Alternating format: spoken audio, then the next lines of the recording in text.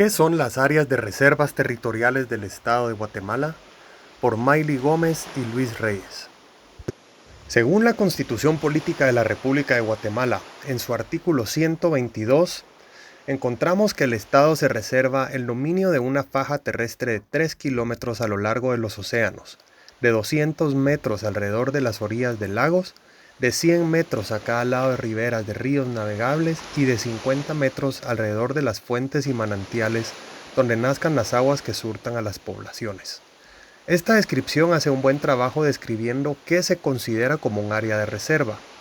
Pero, ¿qué son estas áreas realmente y por qué existen? Para descubrirlo, haremos un viaje en el tiempo, empezando en el año de 1890. En aquel entonces encontramos el acuerdo del Palacio Ejecutivo bajo el gobierno del presidente Manuel Lisandro Varías, en el cual dice que el Estado se reserva para usos públicos el dominio de los terrenos baldíos comprendidos en una zona de 200 metros de ancho a la orilla del lago de Izabal, de 100 metros de ancho a cada lado de las márgenes de los ríos navegables y de 500 metros de ancho a lo largo de las costas del Atlántico. Pues ahora ya vamos observando que las áreas de reservas territoriales son aquellas que el Estado podrá destinar para usos públicos. Pero esta definición sigue siendo general, vaga y ambigua.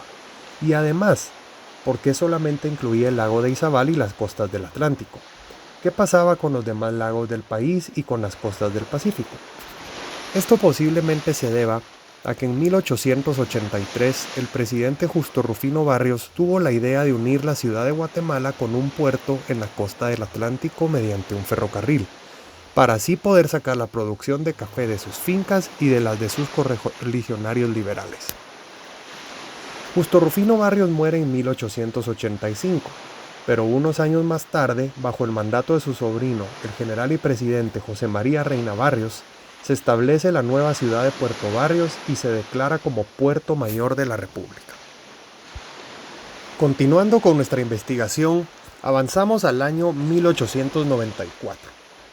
Aquí encontramos el decreto 483, Ley Agraria, y el reglamento sobre arrendamiento de los terrenos que el gobierno se reserva, ambos bajo el mandato del presidente José María Reina Barrios.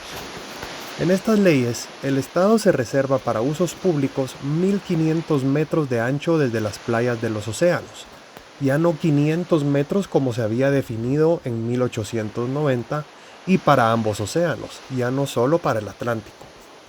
200 metros de ancho contados desde la orilla de lagos.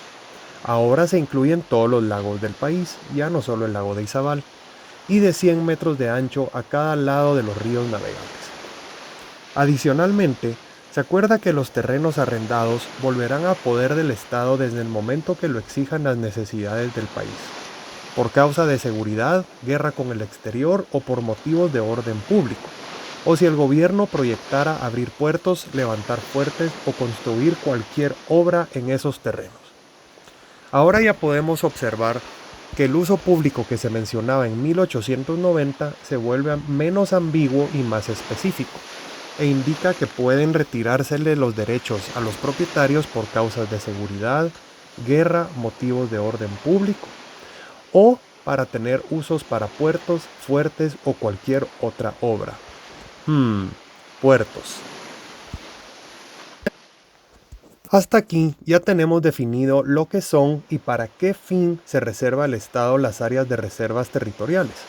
Y aunque haya iniciado por intereses propios de los presidentes de la época, sí era necesario que el Estado de Guatemala tuviera la iniciativa de reservar las áreas contiguas a cuerpos de agua para desarrollo y beneficio futuro del país y de todos sus habitantes.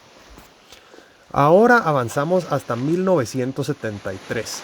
Bajo el mandato del presidente Carlos Manuel Arana, tenemos el decreto 3573, Ley Reguladora de las Reservas de la Nación, que indica que las áreas de reserva estarán definidas por una faja terrestre de 3 kilómetros a lo largo de los océanos, ya no de 1.500 metros como en 1894. Continuamos con 200 metros alrededor de orilla de lagos, de 100 metros a cada lado de las riberas de ríos navegables y de 50 metros alrededor de fuentes y manantiales donde nazcan aguas que surtan a ciudades y poblaciones. Esto último es nuevo, y posiblemente se realizó por la necesidad de asegurar las fuentes de agua para beneficios de la población en general. También en este decreto se crea la Oficina Encargada del Control de las Reservas de la Nación, OCREN. Esta es encargada de dar trámite a los expedientes relacionados con las áreas de reserva y llevar registro y control de los contratos de arrendamiento sobre las mismas. La OCREN de 1973 es la predecesora de la actual OCRET, y en el decreto 3573 sentó las bases para la creación de la OCRET en el año 97. Entonces, en 1997, bajo el decreto 126/97, ley reguladora de las áreas de reservas territoriales del Estado de Guatemala, se crea la OCRET, Oficina de Control de Áreas de Reserva del Estado. La CRET está sujeta al Ministerio de Agricultura y tiene como fundamento el artículo 122 de la Constitución. Ahora que hemos aprendido sobre todas estas leyes y nos hemos empapado sobre las áreas de reserva territorial de Guatemala, podemos concluir que estas son áreas que se ubican contiguas a cuerpos de agua bajo las siguientes características: 3 kilómetros de ancho a lo largo de los océanos, 200 metros alrededor de lagos, 100 metros a ambos lados de ríos navegables y 50 metros alrededor de fuentes de abastecimiento de agua como lagunas y manantiales. Las áreas de reserva del Estado tienen como fin asegurar los terrenos contiguos a cuerpos acuáticos del país para usos públicos, que podrán incluir construcción de puertos, fuertes o cualquier otra obra, aseguramiento de fuentes de agua, recursos naturales renovables y no renovables, y que sea por causas de seguridad nacional, guerra, motivos de orden público y desarrollo económico y social del país. Para lograr este objetivo, en Guatemala existe la OCRET, que es la institución que conoce, controla y registra todo lo relativo a las áreas de reservas territoriales del Estado de Guatemala.